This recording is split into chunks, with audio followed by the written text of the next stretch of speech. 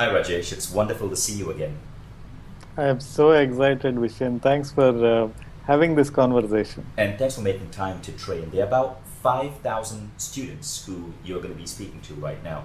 And I've already introduced you to them and told them about the amazing stage presence you had at Awesomeness Fest and how you blew pretty much everyone away with the ideas that you shared. Now, I'm going to tell you what Rajesh is going to be talking about today. It's some insanely interesting stuff. Firstly, you've already heard about Rajesh's ability to just produce books, produce companies. And what I love about him is that he creates things really fast. He seems to have this power. I say he has the heart of a saint because he's one of the most giving people I know, but almost like the power of a locomotive. This is a man who has been starting almost one company every 2 years in Silicon Valley. And what I'm going to have Rajesh share with you are some of the models of reality that he uses to govern his view of the world. And then the systems of living he puts into place to make his life flow beautifully and productively. Rajesh is going to be talking about five models. The first one is called Life is Beautiful. The second one, Everybody Needs Help. The third, fourth, and fifth, I'm going to keep that a surprise and let him share that with you. And then he's going to go on to seven systems on how to function majestically in this world. Okay, so Rajesh, I'll love to pass the mic to you and have you begin. Yeah, very good. I am so excited about it. The first I chose one of the models of reality is life is beautiful. And people tell me, why are you so calm? And then how come there are so many things going on in your life? How come you are not perturbed? And my feeling is, I always think this life is so beautiful, which means there are so many good things happening. In about 1998, Vishen, I stopped reading newspapers. And people were surprised because they said, you were a journalist. And how come reading newspapers? I said, I was part of the problem. When I was a journalist, my goal was to spin stories, create drama, and make sure that there is either fear, uncertainty, or doubt in people, so that they are always in, okay, I need to read, I need to read what's happening because something bad might happen or something terrible is happening somewhere. And they're always in that mode where they are not taking enough actions. So I said, for 3 months, I said, I will not read newspapers. Then let's see what happens. Actually, nothing major happened because the good news, anyway, the important news surfaced anyway. The drama went away from my life. So the 3 months became 6 months, 6 months became a year, and it's been 1980, 17 years now. I have not read newspapers. So when I don't read newspapers, drama is completely cut off. So, and I start appreciating life more and more. And whenever I meet someone, I have a simple rule. What are the things that I like about this person? Rather than thinking, what is that may be wrong? What do they have another agenda and all those things? But when you start looking for good things, you will find a lot of good things in people. If you start looking for things that are not so good, you will find a lot of not so good things because we are all human beings after all. So I said, this thing works for me because I can be calm, composed, because I'll just look for good things in people. And then I said, what are good things about this city? So and people ask me, you lived in seven countries. You know that I lived in Malaysia too, 2 years, and then Singapore, Hong Kong, and France, and of course India and United States. And people ask me, of the seven countries that you lived, which country did you like most? I would say all of them, because every country has something so beautiful. Why would I remember things that are not so good about the country? So my teacher was telling me there are two things to always remember, either memory or imagination. And in memory, you can be selective about it.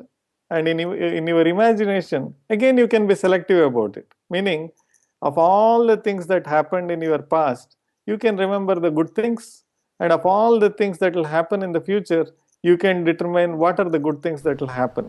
And then, if you choose the right memory and the right imagination, life has to be beautiful. There is no other way because I control my memory, I control my imagination. That is I was just going to say, Rajesh, that is a beautiful model for living in the flow state, which is one of the main things I teach. Thinking about and expressing gratitude for the beauty that has happened in your life, but having a really solid imagination of how you want your future to unfold, even more beautiful. I love what you just shared. And I love that part about not paying attention to the news. I've gone for about 3 years now, but I wonder what would happen if I did go like you for 17 years. Yeah, actually, you will notice that you are not missing anything because I was a journalist for 4 years. My goal was very simple. What is the goal of the first sentence in any article? It is to make them read the second sentence. How do you do it? You introduce enough drama, and then people will read the next sentence. And then you keep the drama high enough, they will read the entire article.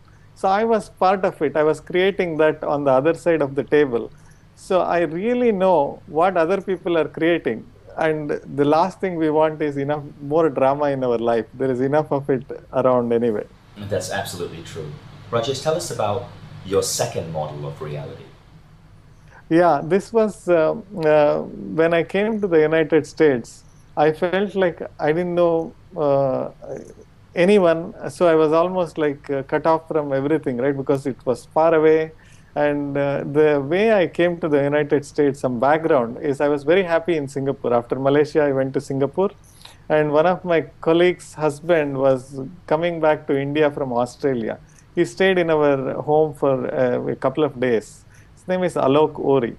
And he was telling that, Raj, what are you doing now in Singapore? I said, I'm leading this 45-member group and it's credit derivatives. And I was telling him all the banking things that I was doing and I was so proud of it. And Alok said, you are a creative person, you have written all these books and you should go to Silicon Valley. And I told Alok, I think I'm a city person, I don't like to live in a valley. And Alok said, oh my God, you are an idiot. The valley means it's not a real valley, it's Silicon Valley. You should check it out. And then I talked to Kavita and we said, you know what, we'll go there for 6 months. And then if something does not work out, we can come back to Singapore. So I realized when I came back, one of the first things I noticed in Silicon Valley is everybody was accessible. And failure was not a big thing. So people failed all the time. And when people express their failures, I was doing this startup and then it went bust, man. It's just very bad. And then the next sentence was, so what are you doing now? When are you starting your next company? It was not like, oh my God, you screwed up. This is unbelievable. How can you do this? So that was what I had noticed when I was growing up in India. If you fail, then you are a failure. The project didn't fail, you failed. But in Silicon Valley, I noticed that the project failed, but I got the experience from the failure. So I also noticed that people were vulnerable and they would say, I screwed up big time at the sales tactics. I was not doing it right. The people I hired, they were not right. Maybe I didn't know how to manage them. So people would express their vulnerability very openly. And then I could tell them an idea. How about, can you try this? And people said, that's a great idea. Because although they didn't know me very well, people would say, I should consider that. That is cool. And then I realized more and more people I meet, very smart people, I noticed that everybody, bar none, at any level, needs help. And my self-esteem went up. And I said, if everybody needs help, then what should I do to increase my own capacity to give that help? The fact is, everybody needs help. One way or the other, they need help. So my goal is, how can I have enough capacity and knowledge and networks and connections so that the right kind of help I can provide them at a very low cost to me, which means that if I can give people a gift very quickly at a very low cost, incremental cost to me, then I can spread goodness like crazy. I can scale goodness without being a burden on myself. Does it make sense? It makes absolute sense because I noticed this about you, Rajesh. So, for my audience, when I was moving Mindvalley to Silicon Valley, we were looking for the right investors, the right partners.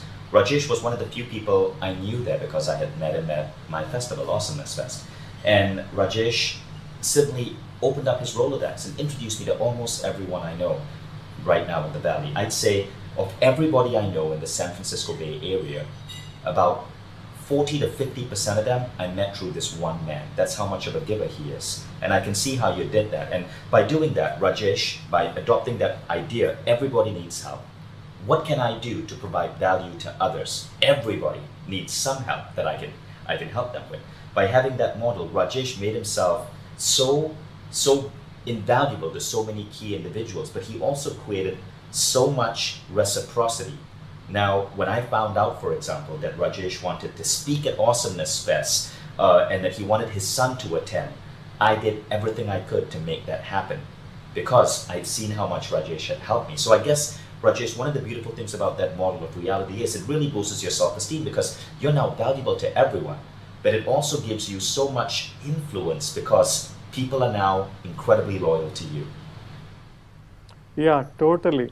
So at some point in time, you grow a lot just by giving good help. So the way I look at things, I teach at the Founder Institute, teach a lot of first-time entrepreneurs, and it's like a gym. It's not a physical gym, but a mental gym. Because when very smart people come to you for help, they are not coming to you for help for very simple problems, because those problems they could have solved themselves. They come to you for help when they say, I have three options. All three options look like they might work, or I might not be seeing something that may be missing in one of them.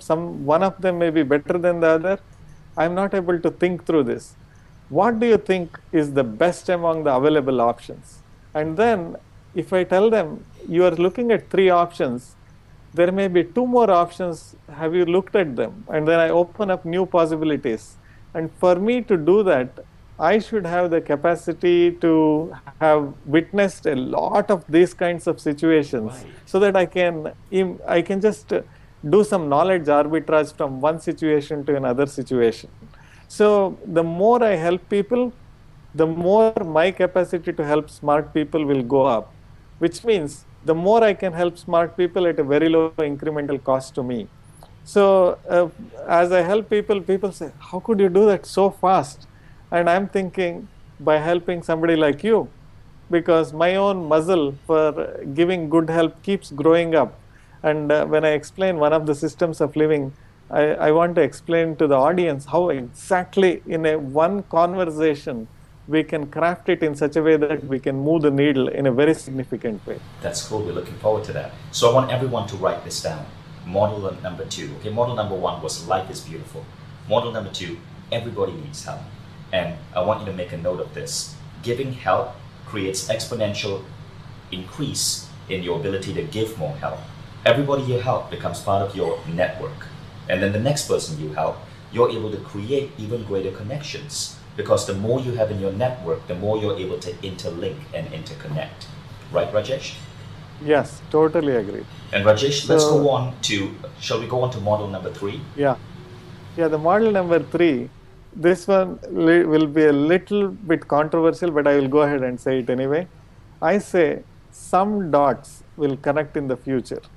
And when I say that, I chose these words carefully because dots will connect in the future was the part of a speech that Steve Jobs made in a Stanford commencement speech. Dots will connect in the future. So at that time, I realized I thought about it for months. Dots will connect in the future. So if I take it literally, then I can explain away anything that I am doing, and I will say, yeah, this is okay, I can go and have a drink. It will connect in the future one day. So it will become a little bit lazy about it because you can explain away anything that you are doing, good, bad, and everything. I added a qualifier and said some dots will connect in the future. And how does that sum come? It's all the activities where you create meaningful value in some one way or the other will connect in the future. Because without creation of meaningful value, I don't know if everything that you do, you can explain it away in one way or the other. And if you're very smart, you can connect everything to everything. But in real life, I think value creation is what we can do that will make, and it will ensure that it's somewhere there will be a connections in the future. Like some of my friends, I have started companies with people from my childhood classmates. And when I had to do that, even today they remember me. Hey, during the exams, you were very, you had not prepared completely for your exams. So you helped me, and then they remember this, and then they said, we should do a deal together, and the deal terms are finalized in matter of seconds, because that value creation probably 20-30 years ago, right, that's still carried forward in the future. But that's about it. Whenever I created value, I have seen that it's somewhere that it connects in the future. Whenever I have not created value, I just know that maybe I was enjoying having fun, but I'm not explaining it away, saying that, yeah, you should do that, you should do this, it will connect in the future. So all the value creation activities, I do it as if it's my own. Like if I'm helping someone, I just put myself in the person's shoes and say, how do I care as if it was my own? Because somewhere it might connect in the future. So let me pay full attention to it, so that I do it right as if I was doing it for myself. I see. That's a beautiful model to have. If people were to write this down, Rajesh, how would you explain it in one sentence? Yeah, I always say that the fundamental currency is the value that you bring to the world. And the acts that you actions that you take to create that meaningful value will one day might connect in the future. So do it with care. So, to recap, life is beautiful, model number one. Everybody needs help, and you can help them, number two. And third, the fundamental currency is to provide value to others. Yeah. Tell us about number four, Rajesh. And number four is really interesting. Yeah. Tell us about that. Yeah. I always think that being super nice provides a really unfair competitive advantage against all people. You can be a jerk and you can also become a big successful person, but being nice, you can do it more. And I have, it looks like some mom telling son or daughter, you have to be nice because it's morally the correct thing to do, ethically the correct thing to do. It sounds preachy, right? Yeah, but I said, I'm an engineer. I have models for everything. So I say, if this is true, there has to be a model for this. And when I wrote this blog post, it was really popular because I think it resonated with a lot of nice people.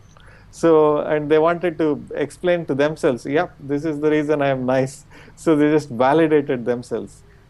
So I'll explain why, in a very engineering sort of way, why being nice has a competitive advantage.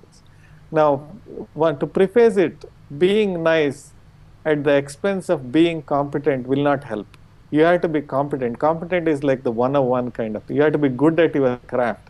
You cannot say, I'm a nice person, so I can be sloppy in my job. That won't work. Let's assume that all the members in the audience are already competent, which I'm sure they are, otherwise they won't be in this mastermind. So let's assume that they're all competent. And how can niceness give them an edge? So I have found with lots of interviews, probably a few hundred of them, that people move in tribes where their capacity to contribute and create meaningful value is almost equal to each other in some way or the other. So they are all together and their capacities to contribute and create value is almost similar. Maybe some of them might do it a little bit more, some of them, but it's in a range. It's like a band. And why it happens is because if somebody is so out of place, they will feel uncomfortable with this crowd, even on both ways. If they're really out of place on the positive way, they won't know what conversation to have with people who are 10 degrees or 10 times lower than them. Or if they're clearly out of place below the band, then they don't know what conversations to have, because they're all talking different things about, I think we should start a non-profit. I think we should get water in Africa. We should dig like 2,000 wells. And he is thinking, I know I should go and do some service to give food on one weekend or something. It's just doesn't go in the same frequency. So when they grow again with the same competence levels, capacities to contribute. So it's all happening in tribes, circles, with same in a band where the capacities to contribute and creating meaningful value happens. So you keep moving in tribes, and some people become lazy or just drop out of the tribe, and other tribe members explain it away, or the person who dropped out explain himself or herself, saying that it's not working out, the schedules are not matching, I'm not meeting them anymore. But really what is happening is the nature of conversations will prevent people from being in the tribe. One exception: if you are super nice, you can jump the tribe to the next level, because the people will say, he's not there yet, but he's so nice, we should have him in our tribe. And then sooner than later, the conversations are all happening at a one level higher than where this person is. So very soon he gets integrated into the conversation. Like, all actions are preceded by thought, and all thought is influenced by conversations that the person is having with other people or with himself or herself. Wow, that reminds me of two really, really, really interesting things. Well, firstly, it reminds me of my friend Joe Polish. Joe Polish is one of the most connected people I know. Joe introduced me to people like Peter Diamandis. I've hung out with Joe at his invitation on Necker Island with Richard Branson. Joe has introduced me to just so many people, and he seems to know everyone on the planet. But the one thing about Joe was a carpet cleaner. That's it. He started out as a carpet cleaner. Before he was a carpet cleaner, he was a drug addict. He picked his life up he got off cocaine, decided to get his life together, bought a vacuum cleaner, drove around in a pickup truck in Arizona, cleaning people's carpets. But the one thing that Joe had was he was incredibly nice to people. Today, Joe Polish is incredibly wealthy. He runs a mastermind group where people pay him $25,000 a year to come to his home in Arizona and network with other people in his networking space. And in that 100 people who are in that mastermind, there are at least a handful of billionaires in there. But the one thing Joe does is, and that's what took him from being a carpet cleaner to where he is today, incredibly nice. He remembers everyone's birthdays. I will get a text message whenever he's traveling around the world and he sees anything that just reminds him of Vision. He knows I do this thing called Awesomeness Fest. He just sent me a picture of an artist in California. He was in a shop and she had a painting with the word awesome on it. Just little gestures like that. He emailed me yesterday to ask if he could help me with advice on an aspect of my business. And incredibly nice. And I think you just made me realize Joe's formula: kindness. The second thing what you just said reminded me of, and I really would love the audience to understand this. Firstly, I've seen evidence of what Rajesh said, of a guy who's a carpet cleaner rising to be a man who hangs out with the likes of Peter, of Richard Branson right now, simply because of kindness. But it also reminds me of an article that I recently read. The article was What Truly Makes a Man Attractive, right? And so the scientists studied women, and in popular Western mythology, there are all these ideas of what makes a man attractive. Some people say it's the bad boy. Some people say nice guys never win. Some people say it's physique, or it's wealth. A lot of people think it's wealth. Turns out it's not wealth.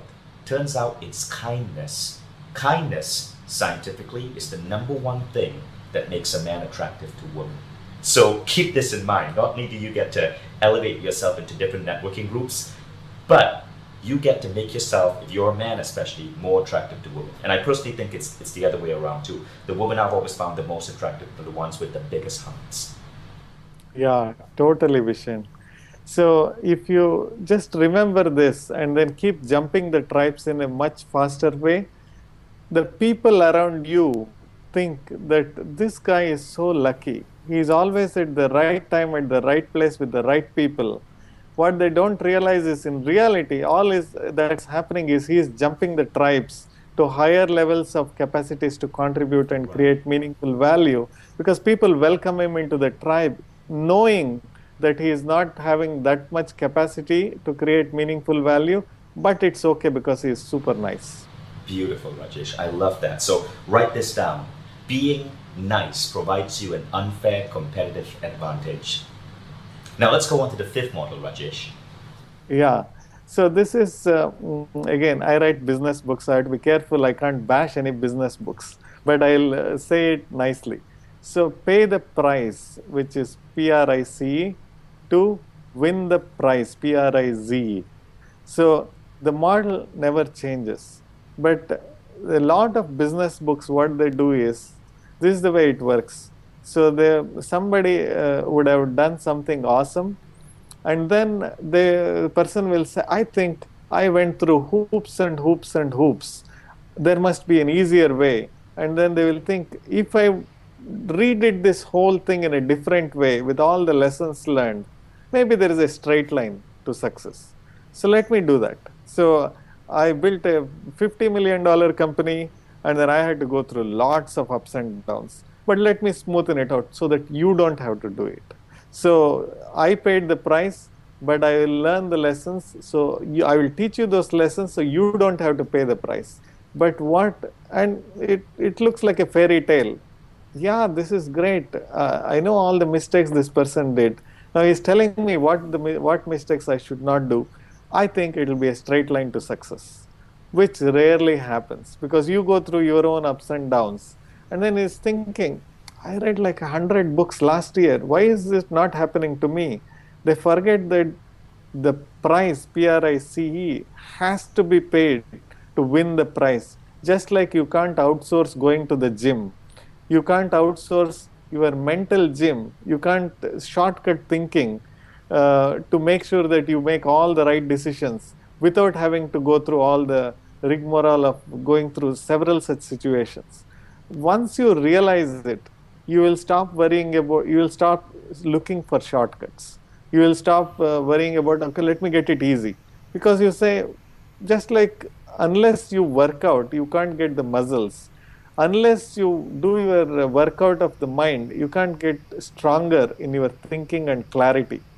So you will not worry about, I want to get it very easy, but you will start thinking, I want to increase my capacity to get it easy. So you'll start investing more in yourself, because rather than wanting it easy, you will think, let me grow so that it becomes easy. Beautiful, Rajesh. I like that. So you can write this down. Pay the price to win the prize. And now what we'd like to do is, so hopefully you've enjoyed some of those 5 different models of viewing the world. Rajesh, if I can share my personal thing, as I heard those 5, a lot of them were really powerful. The one I really liked was number 4, kindness as a competitive advantage. What I think I'm going to shift in my life upon hearing that is figuring out how I can deliver more value to people outside just the people within my company and my workspace. I'm known for being very kind to my employees and my business partners and things like that, but I want to figure out how I can deliver more value outside my company. I tend to be a bit of an introvert, and that has got so many wheels turning in my head. Now, hopefully those of you listening also have to-do items and ideas of what you want to change about your life right now after hearing Rajesh's 5 different models for how you can see the world in a different way. Now let's go on to another really fascinating aspect about Rajesh, which is his ability to be disciplined. And Rajesh is going to share with you 7 systems he applies in his life that have made him the success that he is. Very good. So should we go with the first one? Yes, let's start with the first one. The first one comes from one of our scriptures, Mahabharata. It's in chapter 2, I think verse number 47. I made it simpler for English. I said, attach yourself to the effort, detach yourself from the outcome.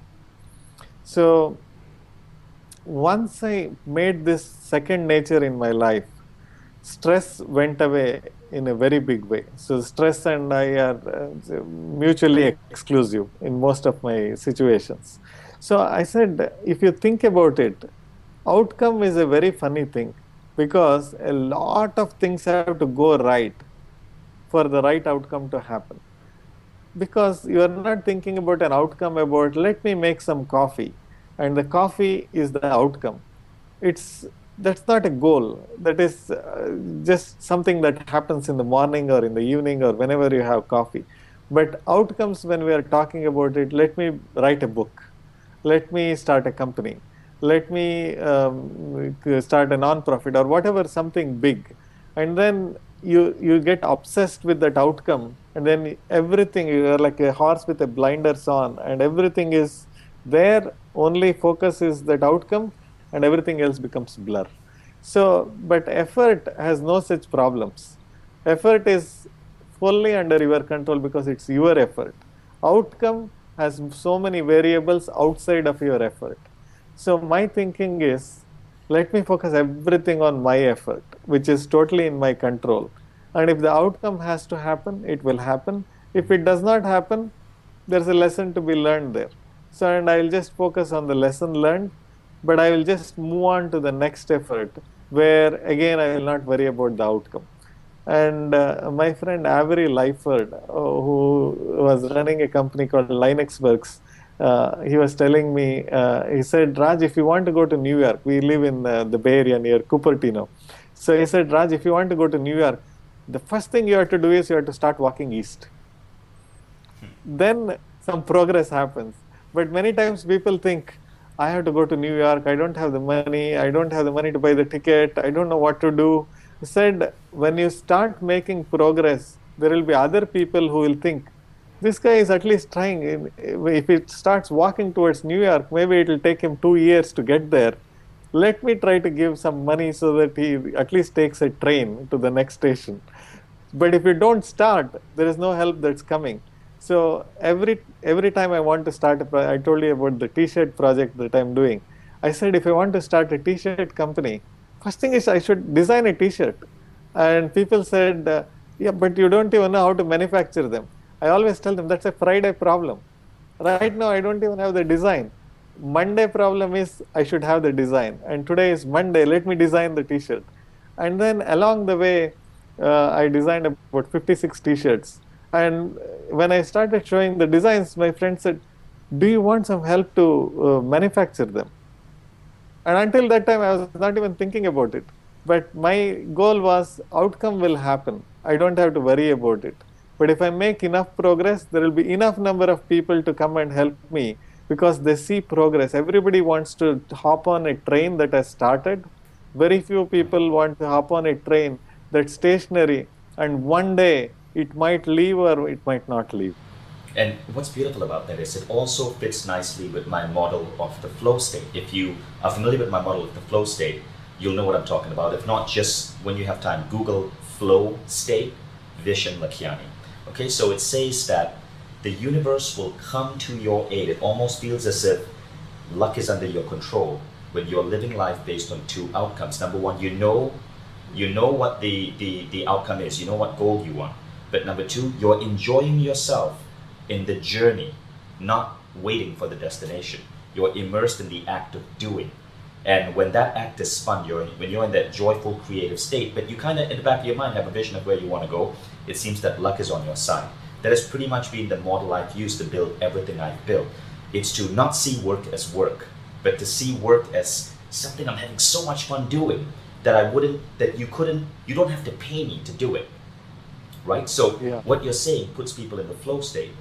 It also reminds me of something I'm reading right now in an amazing book called The 4 Disciplines of Execution. Now, this book is by the son of Stephen Covey, who wrote the book 7 Habits of Highly Successful People, one of the top personal growth books of all time. Now, in The 4 Disciplines of Execution, the author talks about a really interesting idea called leading and lagging indicators. He says in many businesses, in individual effort, okay, let's say you want to write a book, right? It's such a big goal to get a book out. I mean, you got to find a publicist, you got to get, and you have to get an offer, you have to start writing, you have to learn how to write, you got to come up with your topic. It's so huge, and it could take you 3 or 4 years to pull it all off, but it's so far ahead. If you think about it, it can create a lot of stress and anxiety. Problem is, boom, that takes you out of flow. So the end goal of getting your book published is the lag goal, because it takes a while. It takes a long lag time for it to happen. But there are also things called leading indicators, lead goals. And a lead goal would be write 1 page a day. That's it.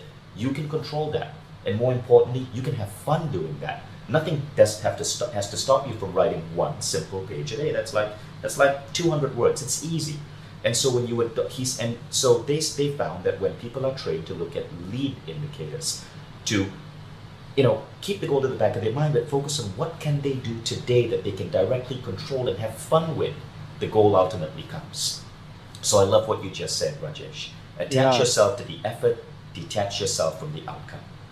Yeah, I want to share one personal example. During the in the Christmas holidays, right? I was talking to Ofer Breyer, who you know very well, from Israel. So he was telling me, Raj, what is that something that's easy for you that it's valuable for someone else? What is it? During the holidays, you can have fun with it. I told Ofer that I'm always having fun. But he said, if you want to create value while having fun, very little time spent on the Christmas holidays. What can you do? I said, if there is something that is not business related, I can write a book very quickly. He said, how fast can you write a book? I said, maybe 30, 40 hours. I just told him. How many words? He said, about 20,000 words. I told him. That's good. Do you think a lot of people can write 20,000 plus word book in 40 hours? I said, probably not, because I've been writing since I was 13. So that's become like second nature, I told him. Why don't you think that there will be other people like CEOs and leaders and everything? They might be wanting to do this, but they will be thinking, man, it might take 18 months. I don't have the 18 months and I'm running a company. I can't do it. Why don't you write a book about how to write a book fast? And I told him, yeah, that's a good idea. I think I'll be able to do it. And I just have to reflect myself, how do I write things fast?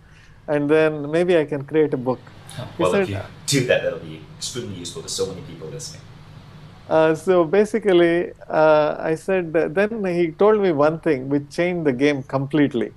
Hofer being a super sharp person, he said, if you really write a book in 40 hours, it is 20,000 plus words about how to write a book fast. It's good.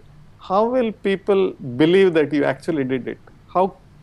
What if they think that you actually took 250 hours and it's a marketing gimmick, right? I said, yeah, that's possible, but why would I tell a lie? He said, you may not tell a lie, but how will anybody believe it? Because they may not want to believe it. They may say, okay, if I believe it, then I'll have to do it in 40 hours. So it's better not to believe it. Let me believe that this person is telling a lie. So I asked him, so what should I do? He said, why don't you record every single word that you write, every single word, screen cam record it. And I said, that's a good idea. And believe it or not, that one thing made me write a 25,000 word book in 11 hours, 19 minutes. What? 11 hours and 19 minutes? Because Yeah, you the recorded reason, every word on camera. exactly. Because when you're doing it, you can imagine you can't take a break, first of all, Right. because it look really odd to say, let me check my email. Oh, let me click on that. Or let me read that article. Let me go to that blog. You can't do it. So I would take breaks, and then I would think, oh, okay, this will be a Wow. recording session. I better be fully disciplined, right? And then it so happened that I was not aiming for a record-breaking event or anything, but it's just that I was so focused that there is Right. no way you will be dilly-dallying, or you will be just And thinking about something else. And I have 11 hours, 19 minutes worth of video, and I called the book Writing Zero. I would love Uh, to get a copy of that. And what you said also illustrates the 2 points I brought up. Number one, you were measuring. You were actually measuring yourself. yes, That's an example of using a leading indicator. Okay, you're giving yourself a very easy goal that's within your control that you can measure to just write. And the second thing is you obviously enjoy writing. It keeps you in yeah, flow. So you're having fun doing it. And yeah, when you do what you have fun doing, it's so much more easier. Well, yeah, let's go on to the second system for living. Every yeah, disciplined effort has multiple rewards. Tell us about that. yeah.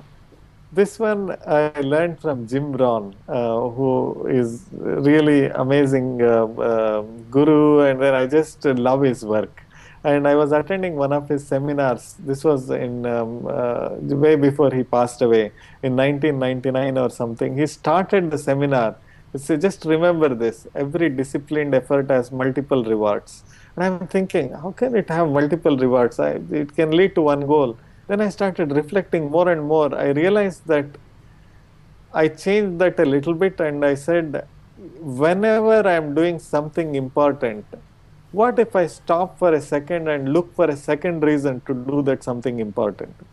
I would always find a second reason. And I said, what if I find a third reason to do that something important? I would find a third reason. And then I started asking people, you are doing this important project, what would be a second reason to do it? These are smart people. They would always say, yeah, there is a second reason. And sometimes they would startle for the third and fourth reasons. Usually people could come up with between 3 to 7 reasons to do the exact same thing that they were doing. And I found that if people do it almost without thinking, like when they're going after something, they said, okay, I can also do this, I can also do this. Suddenly, for the same effort, they have got multiple outcomes. Like I'll give an example. So I teach storytelling at universities and for founders and everything, because I write fiction and non-fiction, and people say, oh, but Raj, you have been writing for a long time. You can do it. I can't do it. And I said, how can I teach people storytelling that is easily understandable? Then I started writing what are called mini sagas. Mini sagas are complete stories with all the elements of a story in exactly 50 words each. So it has an exposition, conflict, rising action, resolution, and denouement, which is one storytelling framework, all of them in 50 words. And I started enjoying it. Like you said, I was in a flow because I write storytelling, and this constraint that I put on myself, which is 50 words, it has to have all the elements, made me go crazy sometimes. But most of the time I would say, this is great. And it would take me a few days to write one story. And immediately I use that as examples to teach my students aspects of storytelling. Now that one disciplined effort, how did it create multiple rewards? When I was looking for a corporate gift, so I was thinking, how about creating a set of playing cards? And I said, what can I teach using playing cards? I said, maybe I will put 52 mini sagas in playing cards. So I didn't have to look for it because I already had 100 plus. So I could create 2 decks called Think decks. And then companies would buy it and then print their logo and then give it out as tchotchkes in trade shows, conferences. And they got some amazing results because people would never throw a deck of playing cards thinking that they might play cards one day. And then there were stories, and people would say, let me read one, let me read one. It's only 50-word stories, and it would bring a smile on their face. So that's the second outcome. The third outcome, I was doing think books, which are like notebooks with things that will make people think. I created 2 think books with several mini sagas in there. And then I said, where else can I put it? And then I said, one of my consulting companies, I went to moo.com, which is, they do amazing business cards. And I uploaded designs, 100 of them, with different colored backgrounds. So whenever I get a deck of 100 visiting cards, each card will have a different story in it. And then when I go to speaking engagements, the people would say, can I have your card? I would open the cards and then open them like a deck of cards and then say, you can pick one. And people would say, it would start a conversation there.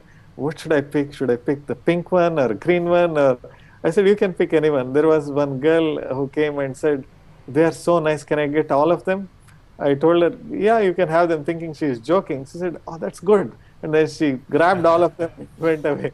So I gave away about 3,000 cards in just 4 speaking engagements. So from that one practice of teaching yourself to write short 50-word stories, just because that was your passion, you found a new way to come up with probably one of the world's most creative business cards. And you actually came up with a product that you're selling to companies, these thought decks, and I've seen one. They're really, really, really cool. You pick up a card and you can't. It's addictive. You got to read the next one and the next one and the next one. Yeah, That's really exactly. cool. I found, Rajesh, that Exactly. also in everything I do, when I kind of, for lack of a better word, right, when I half-ass it because I need to complete a project, um, it's just there, and there's no pride in it, there's no passion in it. But I do something really, really, really well.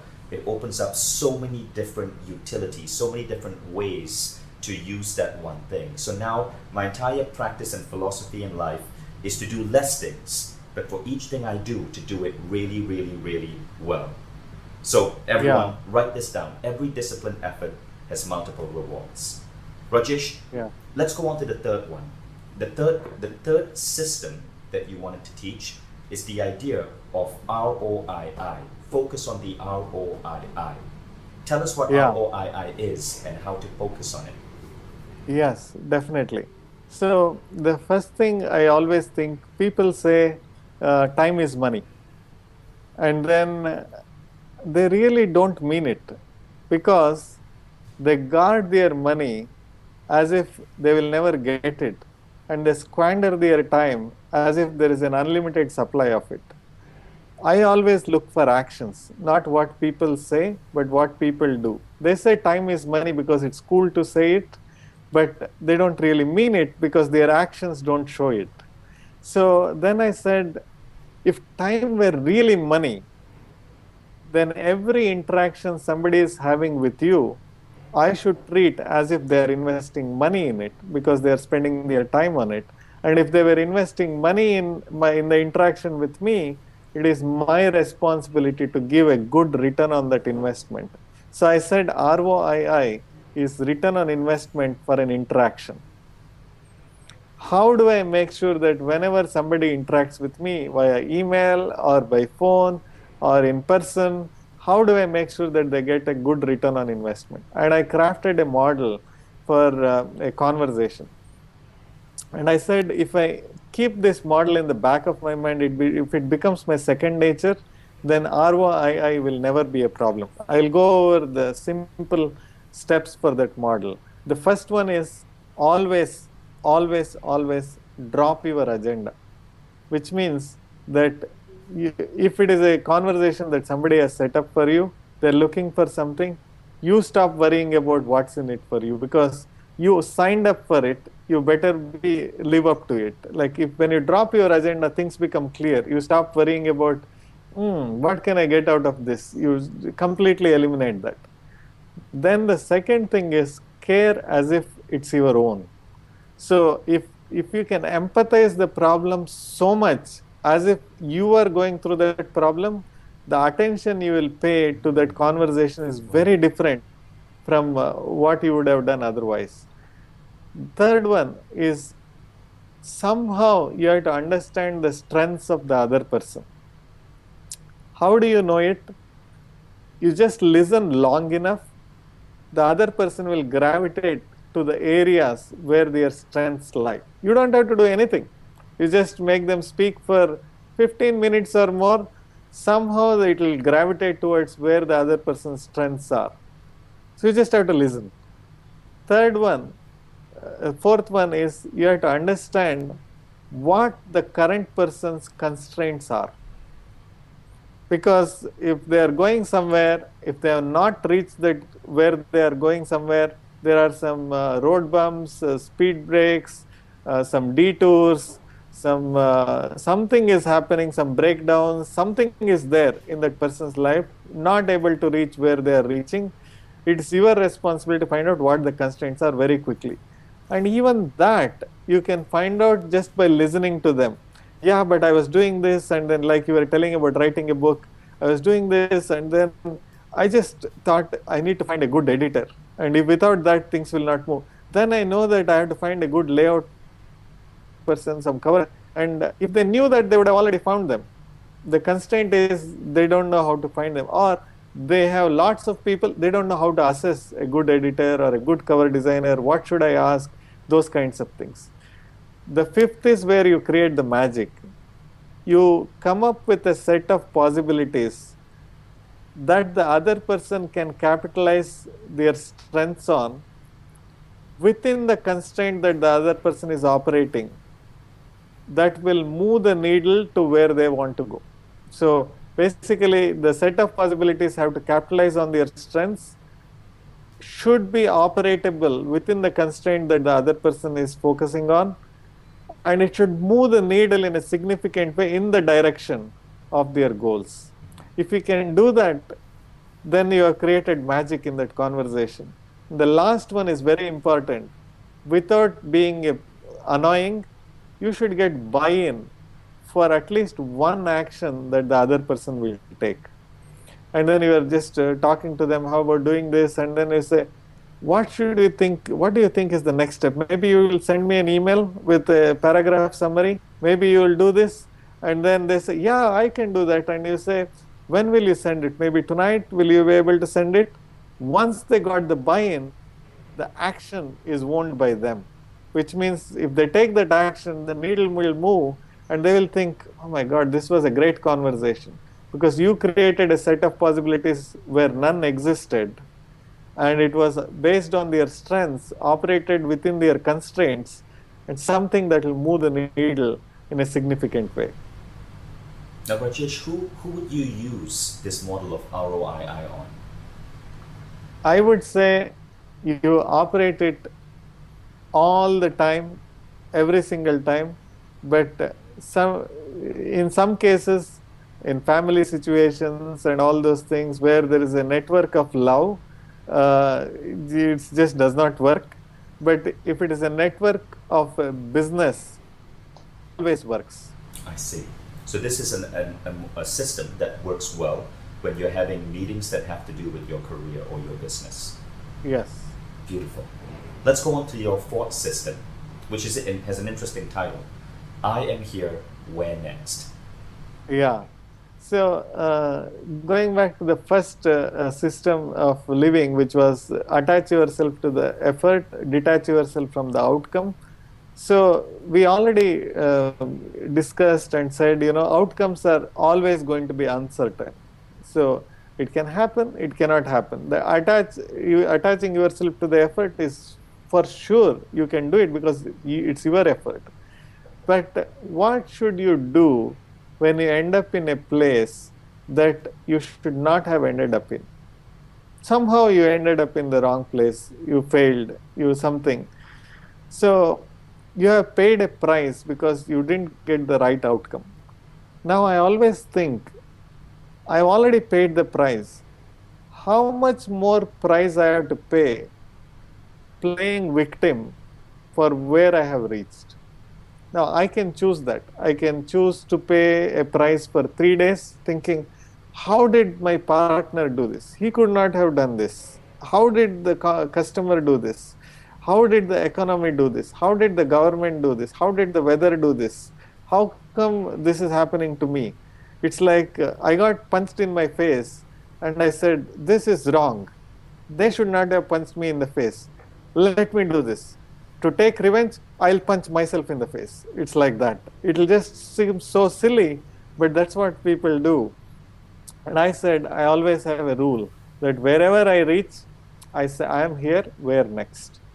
The moment when I said I am here, I am acknowledging that I have reached this place, good or bad, I have reached this place. I am at peace with it. The next question, where next, will put me in the realm of possibilities rather than worrying about what happened, why did it happen.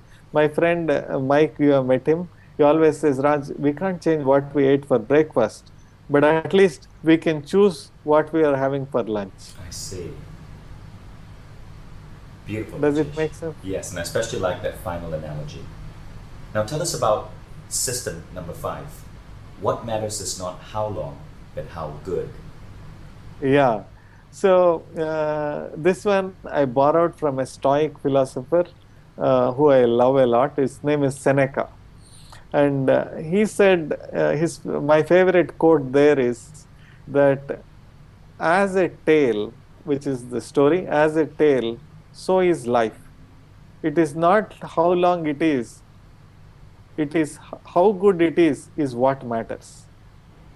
Just like a story, like if I can write a story in 50 words, really compelling, people will not complain that, oh, Raj, it was not as big as Titanic, so I don't like it. They actually enjoy it because it's good. So most of the time, I'm always looking for how can I make it good, not worry about the length of it.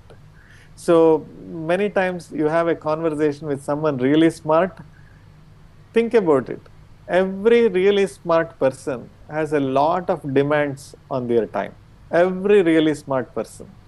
So you are thinking that, hey, he could only give me 15 minutes of time, but those 15 minutes may be golden for you. That may be more than sufficient for what you are doing. So rather than measuring how much time people are spending with you and using that as a metric, Vishen spent only 15 minutes with me because I'm not that important. Maybe he spends 1 hour with somebody more important. Rather than that, I say that 15 minutes, how do I make the most out of it? How do I make it so good that it was worth every single second of it? So once I have this, I stop worrying about the length of things. I start worrying about, not even worrying, I start looking for how good whatever time available there is. I see, and that makes a lot of sense. Two of the things you just said, I'm actually applying on this call. What matters is not how long, but how good. So when we do these consciousness engineering calls, I speak to people like yourself who have profound wisdom to share, but you may not always see them because they are not the people on Oprah, they're not the people on Larry King Live, but they're people like you who are crazy accomplished. I mean, you've started 7 companies and have 3 more that you're releasing in Silicon Valley. And I want to be able to get what's going on in your brain out to people. But what we've noticed is that sometimes in just a 1-hour consciousness engineering call, people can get so much value that it's almost like reading 2 or 3 books or going through a 10-hour product. And the second thing is every discipline has multiple rewards. For me here sitting and listening to you, I'm not just learning for myself. And really, how this idea of this consciousness engineering program started is that I used to interview my smartest friends for myself. I wasn't recording it. I would get on a phone with them for myself, just so I could soak in their wisdom. And then I thought, well, what if I recorded this? And now, because of the multiple reward concept, I recorded, and 5,000 people are going to be learning from this as well. And we have a phenomenal product out that people stay with month after month after month. So, as you were teaching these systems, I was looking at them and going, wow, I can see how I can use this. I can see how I can use this. And for those of you listening, I want you to try the same thing. Write that down. What matters is not how long, but how good. And now we go to system number 6. And this is something which I know is really interesting because this was the topic of your speech at Awesomeness Fest. And you got a standing ovation for this one idea. Improve your practical generosity quotient, your PGQ. Yeah. Again, those things, because I am an engineer at heart and I love philosophy, I always go and look back and whatever elders tell us when we were growing up, Rajesh, you have to be generous. And I always think, but why? It's just because you are saying it? I need to have a model, and I know that it has to work from an engineering standpoint, so that I should be able to then think about just be generous. How do you measure it? There is no scale for it. Are you on 7 out of 10 on generosity scale? Who made that scale? So there are a lot of questions that come up. So I had to devise a system that I know that I can measure it. And I will say people, I can measure generosity, and people say, you can't measure generosity. There are things that gratitude, generosity, they are not measurable. I said, let me prove it to you. And people they will laugh it off. And I said, if you are practically generous, there is a simple way to measure it. That is, it is a ratio of the capacity you added to the capacity that was needed by the other person to move the needle in a significant way.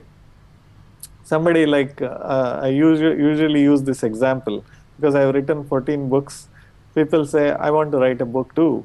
And then I can give an example and say, if you want to write a book, there is a very simple way to do it. Go to Amazon.com and then type how to write a book.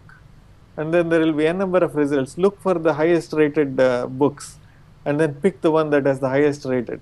And people will say, that's the most useless advice that I ever got, because it seems like it's nothing, it's only fluff. So if you look at it, the capacity that was needed and the capacity I added probably is 1 out of 100. But if I tell them that to start writing a book, especially if it is a non-fiction book, you need to know what you should put in a book proposal. Let me send you the proposal template first. So let me send that to you. And I use our own software, Wittyparrot. I just drag and drop it and then send it, done. And then I'll say, read through it. And if you have any questions, let me explain that to you, why you should do this and all those things. Then let me send you a book proposal template that has won me an advance, so that you have something to compare to. So then I'll tell you how I negotiated the advance, what did I do, and then I go on, and for next 2 hours I explain to them all the things that I did to make it successful. Now you think about the capacity I added to the capacity that was needed. It probably is over 50%. So I know that people can measure it. If they are not trying to be too smart, they can measure what was their PGQ, which is the practical generosity quotient. And what I love about that is how easy it was for you. You added so much value to someone, probably in less than a minute, because that's what it took to send them that email. Yes, correct. And then what is the litmus test for a PGQ, right? The litmus test is, by the end of that action, of generosity action, the other person should miss you in their past. And that's the litmus test. If you added so much value, they will start thinking, oh my God, I wish I met Rajesh 10 years ago. My life would have been even better. Whenever you are so generous that they will miss you in the past, the power of reciprocation takes over. That's where you have a bank of IOUs in the world, that you may never call on them, but it's there to be called upon. If ever you need to have that. Luckily, for me, God has been good, but it's so easy to create that value. If you choreograph your things and increase your own capacity to create value, you can make someone else miss you in the past by the end of a conversation. And practical generosity quotient is a vehicle to do that. Beautiful. I love the idea of PGQ. And as you're speaking, Rajesh, I can see how, to use your own phraseology that you derived from Steve Jobs, how all the dots connect. If I were to explain your model of reality, it's that the world is beautiful, that you have immense power to help others, and that we should help others, that generosity should be not just a way of living, but it should be part of your normal functioning in your career, that it's about return on investment for interaction. It's about being of service to others. And I can see how you've just used this whole new way of living to become as successful as you are. So it's beautiful to understand how you operate, because I've always looked at you and been fascinated by your speed of execution. Every time I meet Rajesh, folks, he has a hot new technology company to show me. Recently, he showed me a deck of cards he was creating. He showed me a new book he wrote. He showed me a brilliant new email software called Wittyparrot, which I'm in love with. Then he showed me a new iPhone app that he developed. And all of this, by the way, in a span of 6 months. And so, Rajesh, it's truly an honor to learn from you. Before we go, we want you to share your final system of living. Make practicing gratitude your second nature. Tell us about that. Yeah. So when I was talking all about generosity, something interesting happened. And that interesting thing was that people would say, Raj, this is all good. And they would not say anything when I was speaking. At the end of the speech, when I was meeting with them one-on-one, I would get a little bit of an objection to what I was sharing. And people would say, this generosity, everything is good. People take you for granted. And I thought, once or twice, I thought, this must be an aberration. Why would people take me for granted? Because in my mind, life is beautiful, everything is green and everything, right? So, and I just brushed it away. And I found that it was more and more. And people would tell me stories of how they had helped someone 20, 25 years ago. and then the other person is now the CEO of a big company, and he is not even getting a meeting with them. And I used to ask them, are you wanting a share in the company? What are you expecting to do? He said, no, I was not. I just want an acknowledgement that I mattered in his life. But now I'm Wow. not getting it. So I don't want any money. I'm not looking for anything. I just want to know I mattered. And I was thinking, my God, all it required, all he was expecting from that person was a simple email or a handshake or a card to say you mattered. And the other person is so busy, or he is oblivious to the fact that he took help from this person, but is forgot.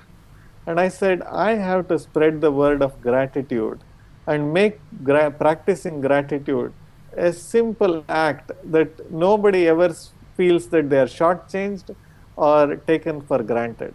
And I wanted to find out why this happens in the first place. What is the source of the problem?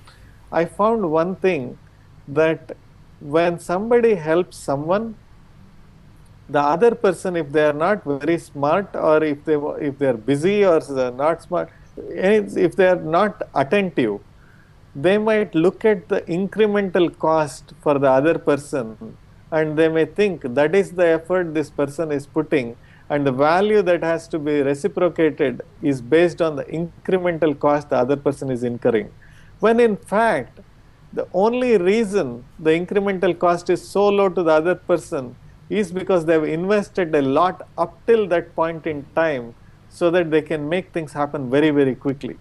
So I wanted, in my new book called Gratitude, I wanted to shift the focus and say, forget about the other person's incremental cost. Always think about the value you are getting, because it doesn't matter what the incremental cost was. Like, for example, for you and Joe Polish and all those people, making an introduction to someone is a text message. Right. So if I just think about the incremental cost, it's probably a few seconds. But if I say, oh, it took only a few seconds to Vishen, so that's the value that I'm giving, it will be ridiculous. Because for you to make that happen with a text message, it would have taken you 5-10 years to build the relationship, so that for a text message, the other person will respond and pay attention to your introduction. So for me, I have to think about this introduction it's a game changer. That's the level of reciprocation I need to have. And then I said, how can somebody be practically grateful? Is not by saying, Vishen, you made that introduction, that was really awesome.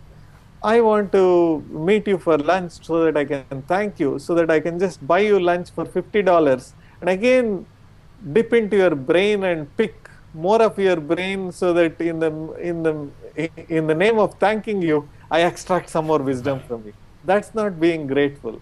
The only way to be grateful is to move the needle in what matters most to the person without adding any incremental cost to that person.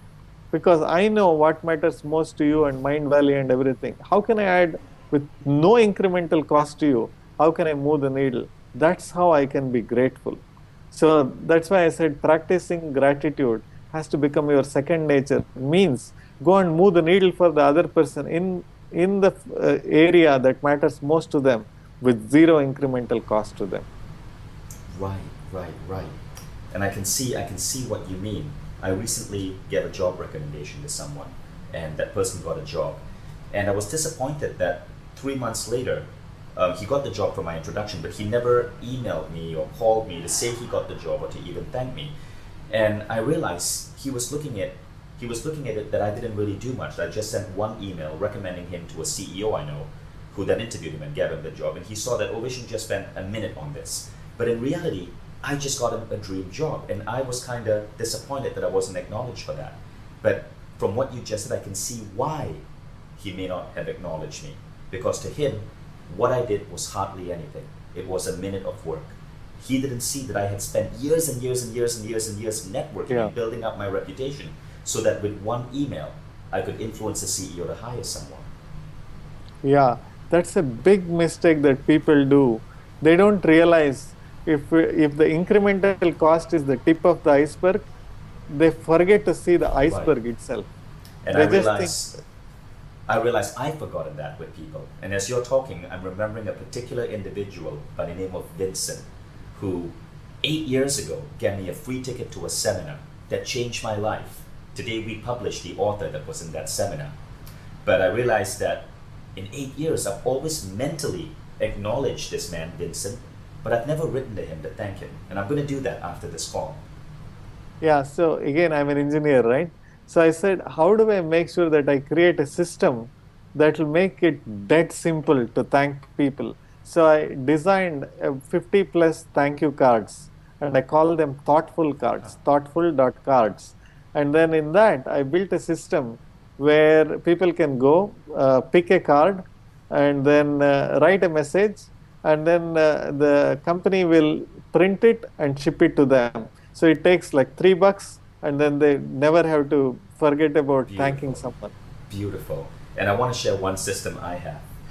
I've been doing this within my company with my employees, but after hearing you speak, I realized I should be doing it outside just my employees. So I have 200 employees, and every day before I leave the office, I write one thank you note to one person who I really noticed did an amazing job that day. One thank you note to just one person. It could be an email, it could be through Facebook, but I now realize that I should be extending that beyond my employees and looking at the wider world as well. And so many individuals out there who even years ago did me a small favor that escalated and added so much value to my life. Thank you for that, Rajesh. So thank you for being you and for everything that you shared. I know I got a lot out of this interview, and I have these action steps right now that I want to do. So if you've been taking notes, you would have 5 different models of reality. Let's flip through our notes and make sure that we got this down. Life is beautiful is the first model. Everybody needs help is the second model. Some dots will connect in the future is number 3. Number 4, kindness provides you an unfair competitive advantage. And number 5, you pay the price to win the prize. And then you go on to systems that you can apply in your life. Number 1, attach yourself to the effort, detach yourself from the outcome. Number 2, every disciplined effort has multiple rewards. Third, focus on ROII, return on investment for an interaction. 4, I am here, where next? 5, what matters is not how long, but how good. Number 6 and 7, my personal favorites, improve your practical generosity quotient. And the final one, number 7, make practicing gratitude your second nature. So thank you so much, Rajesh. This was a really good interview. I appreciate how organized you are. I bet you write your books the same way by having a clear curriculum. I think people got a lot out of this, and thank you for serving us and teaching us. Super. I totally enjoyed, as always, Vishen. Thanks for the opportunity. Thanks, Rajesh. Rajesh, do you have a website or someplace? I know some people might want to check out some of your books or there are 2 of them. One is if they want to look at the thank you cards, it's thoughtful.cards. I see. CARDS. And then if they're ever interested in writing a book fast, super fast, it's writingzero.com/book. Wow, writingzero.com/book. I'm going to look into that.